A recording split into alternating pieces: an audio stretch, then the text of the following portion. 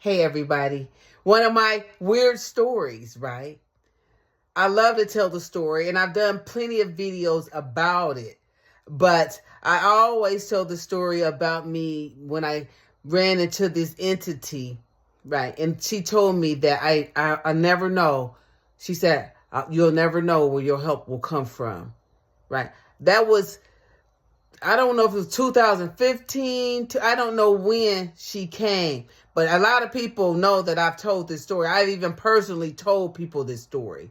And somebody was like, well, you made it then. You made it. In a spiritual sense, I would have never understood it. But just getting messages like that from when I was a little girl, I never really put the stuff together.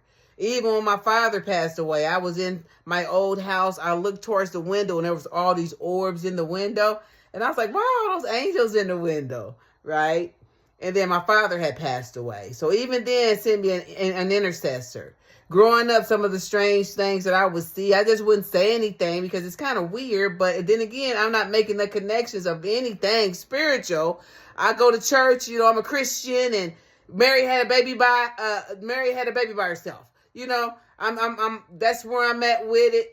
I'm get struck down because I always doing something. So I already know I got a spot in hell, right? Because I lie, cheat, I do all that stuff. Even if I'm doing it from a survivor standpoint, I'm still participating in things that you told me that I was going to get struck down and die for. So I'm still believing that way.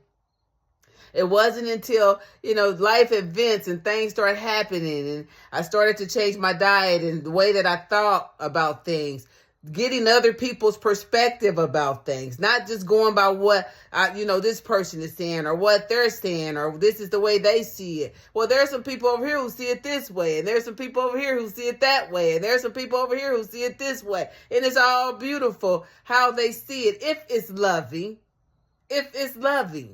right? There's really only a few ways to do that. And hate, we could do that many ways. And a lot of people operate from that way because of their scarcity. That's the word. Scarcity mentality, especially if you grew up in poverty. You don't think it's room for everybody else. Everybody else can't have it. As a matter of fact, let's stab this one to death so that this one can have it. And then when that one get it, they gonna play you like the sucker that you are because you that sucker, right? Not understanding working together works. I'm not on nobody's side. I'm on Carrie's side. And I'm on the truth side, period. I don't care where the lie coming from. I'm on the truth side, right? But people kill me. But yeah, when I was having my experiences, that's why it's important, y'all, for no other reason, to get along with yourself. Listen to yourself. You might have some great things going on with you, but you cannot hear it because you're bogged down, drowned out by your life and everybody else's stuff. You like their resting post. And me being a therapist, I take a lot of people's energy in. I got to be able to let it go, right? Or it'll make me crazy. Right? Y'all say I'm crazy. I should be. Anyway, that's all in a matter of however you see things. Some people, their perspective is this way. They only see things from a lower perspective because they have an impoverished way of thinking, an impoverished way of living their life. They have an impoverished way of doing everything, and they wonder why they never win, right? We try to vibrate from the highest vibration. I can remember talking to people and they get upset when I don't see shit they way.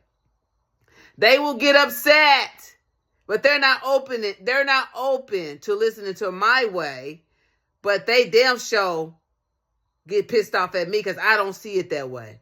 I wouldn't do it that way. You always this and you always that. And I kind of like my life simple.